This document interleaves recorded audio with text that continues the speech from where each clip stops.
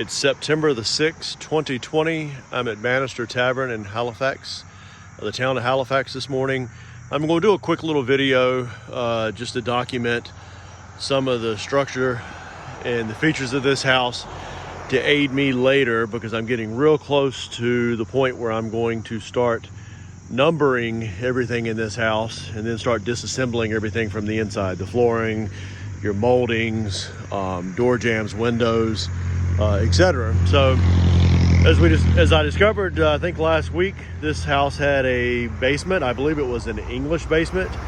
You can see here, this wall where the sidewalk is, it's at least 5 to 4 foot tall. I believe most likely that much of the basement was exposed at one point. There's a pretty good grade here. And if you look around the neighborhood, the ground isn't raised quite as much as around this house. So I suspect these walls started crumbling at one point to the basement.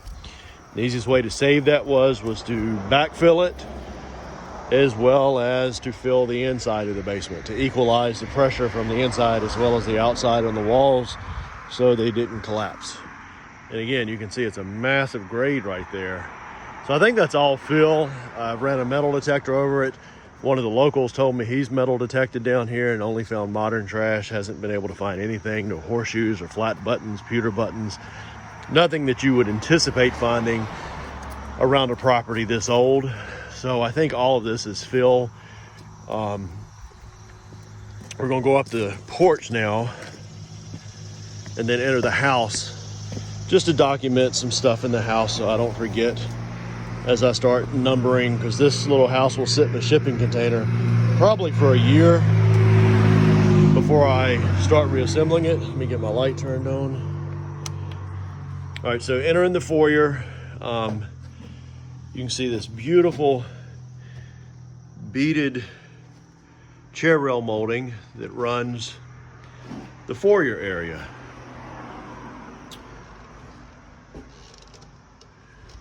All my door jambs on the inside and door frames are the same in this room.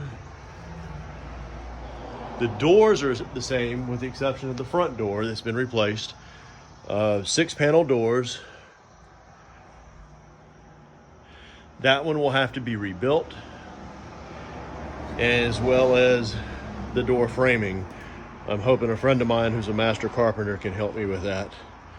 So if you take a right, you go into the Georgian, the early 1800s period of the home. There was no molding in this room at all. I may recreate some molding and put some in here, chair rail molding. Very tall baseboard all the way around this room. Again, your fireplace and your chimneys were moved to the inside of the home at one point, probably 1840s or so, based on the brick and the mortar.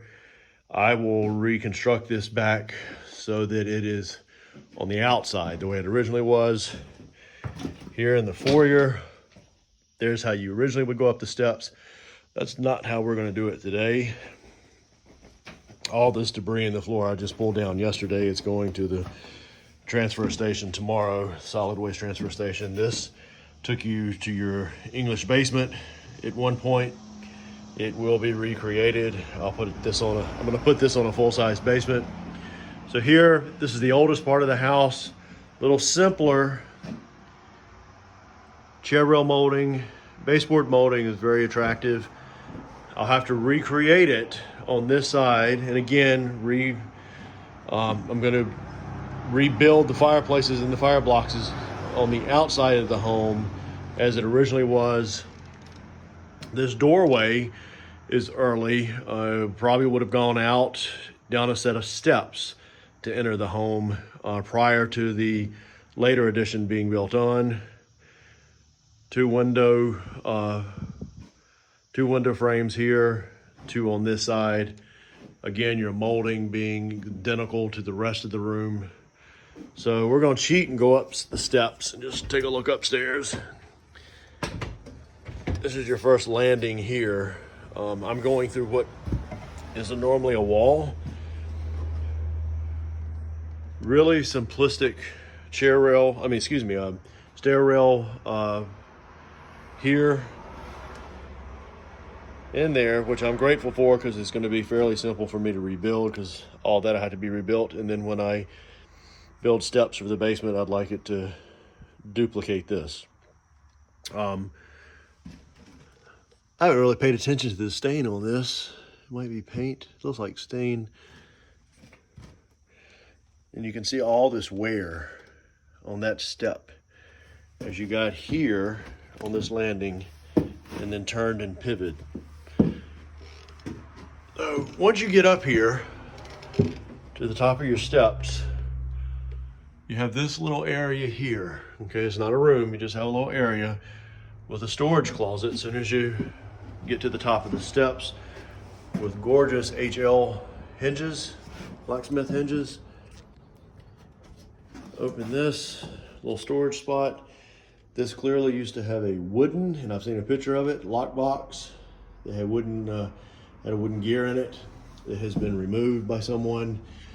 Inside, that's probably for a shelf that sit there, so you had a little storage area with a shelf in it. Here you've got a blacksmith hook. I don't see anything anywhere other right there in the center. So this area, okay, I'm gonna just show you. Here's your stairwell, okay? It takes you straight down the steps. So that's your stairwell. Again, we're in the earliest part of the house right now. And really nice joinery work on all this molding up here. That is not an old nail, it's a newer nail.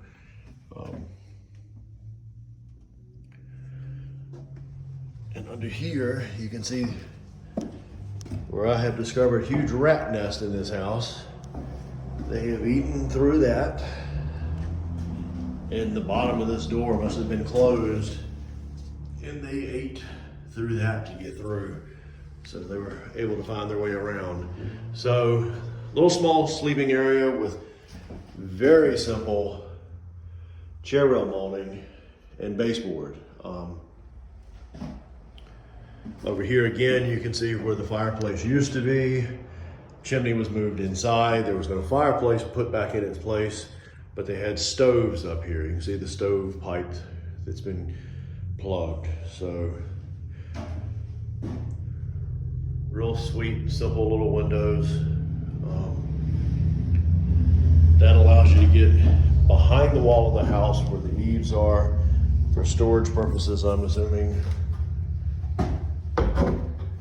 Trying to open the door more, but I don't think I can. Yeah, there we go. All right. You can see all the early lock boxes and then a later door handle that was put on here. But this had several early lock boxes on this. There's some form of way of securing the door and locking it. And this also has your HL blacksmith hinges on this door. So once you get to the top of the steps, you would take a right or a left. Took a right to go into the bedroom or sleeping area, and then same molding, nice joinery cuts here. This was cut to fit the slope of the ceiling. This probably had a door as well. You can see all of these holes right there. Probably had a door very similar, if not identical, to the other side that has been removed. I'll look at rebuilding that. Again, access to back here for storage. That is where my rats were making a really good mess of things back there. Dragging all those clothing into the ceiling. And this is a tiny, tiny little room, maybe 8 foot across. I guess it could have been a sleeping area or just a little, I'm not sure. It's a neat little space. I'm not sure what its practicality would have been since there's a doorway here that sealed it off. Very simple chair rail molding in here as well. Again, this is the earlier part of the house. Look how thick that chair rail molding is and the baseboard. Very simplistic. And then once you go through here, this is the room that I just finished stripping out yesterday. This I did not do. These came out on their own. And they're very early screws. Those are hand cut. Those are not machine screws. Those are hand cut screws. So this door's probably been here. Look at that chafering on that door. I don't know if you can see it from the light, but the panels are all chafered. But a 2-panel door, same issue. Look at that. Door was closed at one point. Rats wanted to be able to move through here freely, so I can't tell. It almost feels like a clean cut. So somebody may have cut it out after it had been chewed on for a while. So here's another sleeping area up here in this room. Not my liquor bottle, I promise you. I no longer drink. Old hospital bed that was left up here. So no molding again, no molding other than the baseboard. No chair rail molding in the later edition of this home. I may recreate it and put some up here. I took some pictures of this yesterday.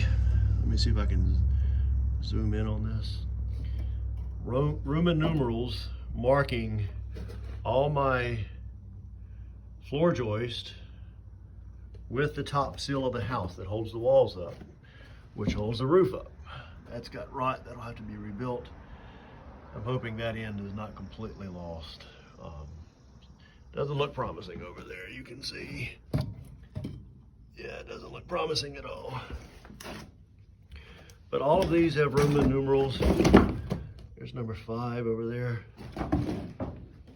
Same in this section of the house where it once had a fireplace. You can see here where it's been boxed in.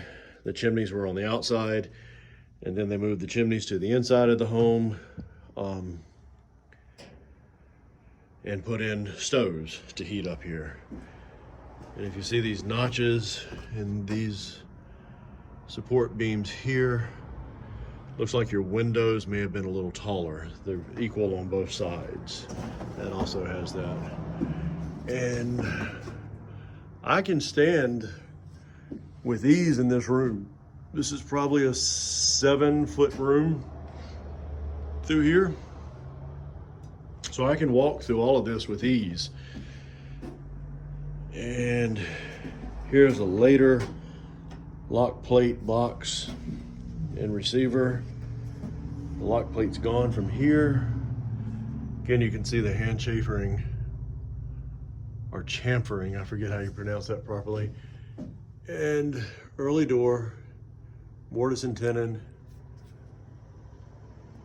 peg construction. I'll rebuild the bottom of all my doors.